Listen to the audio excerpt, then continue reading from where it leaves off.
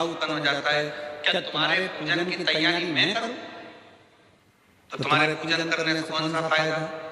जब तुम्हारे पूजन की तैयारी मैं कर रही हूँ, पूजन का साहित्य में रख रही हूँ, पूजन का साज में सजा रही हूँ, पूजन का सारा सामान में लाकर रख रही हूँ, तो फिर मतलब ही क्या पूजन करने से?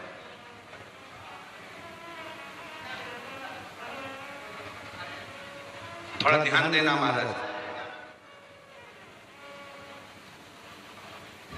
शिव पुराण की कथा चल रही है, या तुम्हारे घर में सत्यनारायण भगवान की कथा हो रही है, या तुम्हारे घर में कोई यज्ञ हो रहा है, या तुम्हारे घर में कोई नवरात्र में माता रानी की जोत जली है, या तुम्हारे घर में कोई पूजन हो रहा है।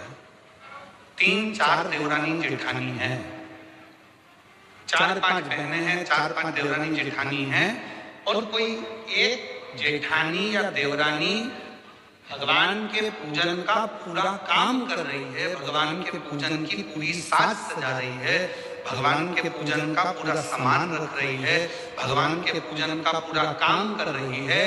और एक देवरानी जेठानी ऐसी भी होगी जो आएगी, पूजन करेगी, चली जाएगी, भोजन करेगी, चली जाएगी, और एक पूरा काम कर रही है, भगवान की सेवा की तैयारी, सत्यनारायण की यज्ञ की तैयारी, कथा की तैयारी, सामग्री की तैयारी।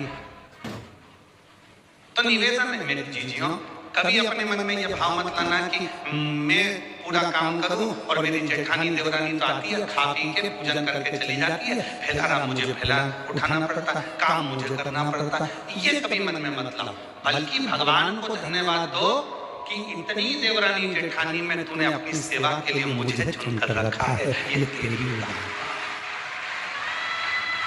ये तेरी कृपा, ये तेरी दया।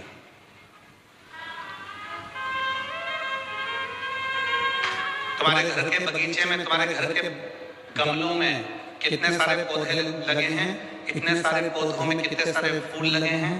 ईमानदारी से बोलना, तुम अगर फूल तोड़ती भी हो, फूल तुम चुनती भी हो, भगवान के लिए चुनो चाहे अपने लिए चुनो। अगर तुम फूल तोड़ती हो तो पूरे बगीचे का सबसे सुंदर जो फूल होता है, गुलाब का फूल खिला हुआ, कमल का फूल खिला हुआ, जो भगवान को देने के लिए या अपने लिए जो फूल तुम चुन रही हो, वो बगीचे का सबसे सुंदर फूल जो होता है, उसको तुम चुनती हो, उसको तुम चुनकर रखती हो, उसको तुम तोड़ती हो। उसी तरह पूरे परिवार में 4-5 देवरानी जेठानी ननद ये वो पूरे परिवार में इतने सारे लोग हैं, पर भगवान शंकर यदि तुम्हें शिव महापुराण की कथा में लेकर गए हैं, या भगवान के मंदिर तुम जा रही हो, या भगवान की सेवा तुम कर रही हो, या आराधना साधना तुम कर रही हो, तो समझ लेना कि परमात्मा ने भी पूरे घर के बगीचे में से जो सबसे सुंदर फूल था, वो तुम्हें अपने करीब में लेकर आया, तुम्हें अपने पास में। वो सुंदर पुष्प आप, वो सुंदर फूल आप,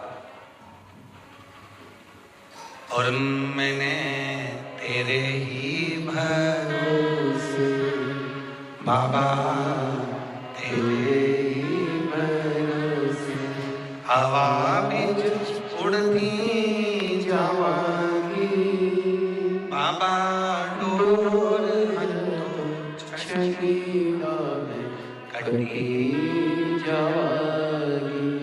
तो वो सुंदर पुष्प आप। लंका का राजा रावण भगवान की पूजन कर रहा है, विभीषण भगवान की पूजन कर रहा है, पर पूजन का साज पूरा जमा रही है, तो वो मंदोदरी जमा रही। पूजन का पूरा श्रेष्ठ कर्म अगर कर रही है, साज सजा रही है, भोग लगा रही है, सामग्री लाकर रख रही है, तो वो मंदोदरी रखती है। मंदोदरी फल किसको मिल रहा है?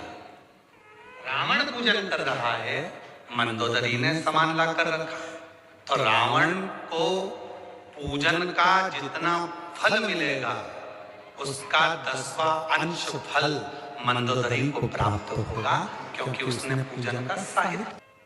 आप लोगों में से कई लोग ऐसे भी बैठे होंगे जो बीमा करते हैं, और आप लोगों में से कई लोग ऐसे बैठे होंगे जो बीमा खुद का करवा चुके हैं। तुम्हारे मोहल्ले में तुम्हारे परिवार वाला, तुम्हारा कुटुंब वाला, तुम्हारा रिश्तेदार, तुम्हारा नातेदार तुम्हारे पास में आकर प्राण खाता है, बीमा करवा लो, बीमा करवा लो। एक बार देखो तो, मैं पूरी लिस्ट समझा देता हूँ, एक बार देखो तो, देखो इतना जमा करोगे इतना प्राप्त होगा, ऐसा जमा करोगे ऐसे प्राप्त होगा, एक्सीडेंट में इतना मिलेगा और निपट गए तो इतना मिलेगा।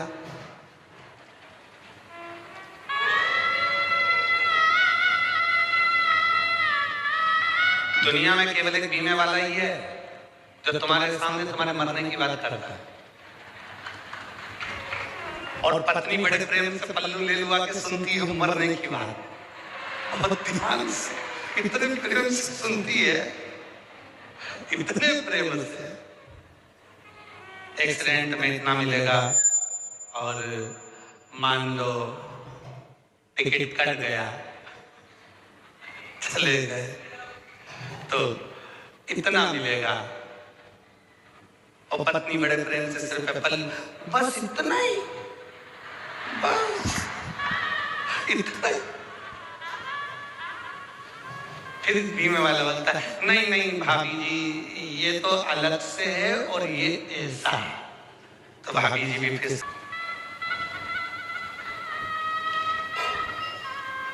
अच्छा बीमा करने वाला तुम्हारे पास आया, बार बार फोन लगा रहा, बीमा कराओ बीमा कराओ बीमा कराओ बीमा कराओ। क्यों लगा रहा है? उसको क्या मिलना है?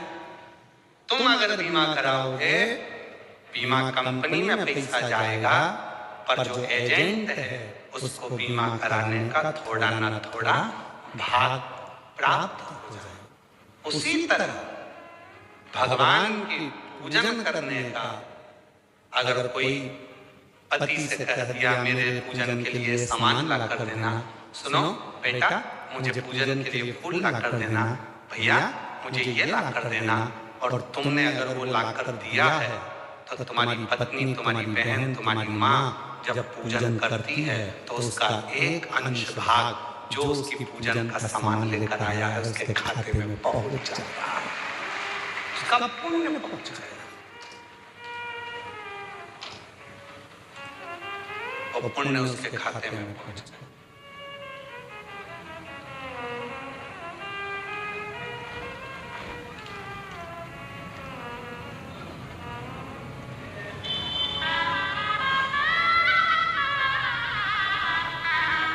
प्राप्त हो गए।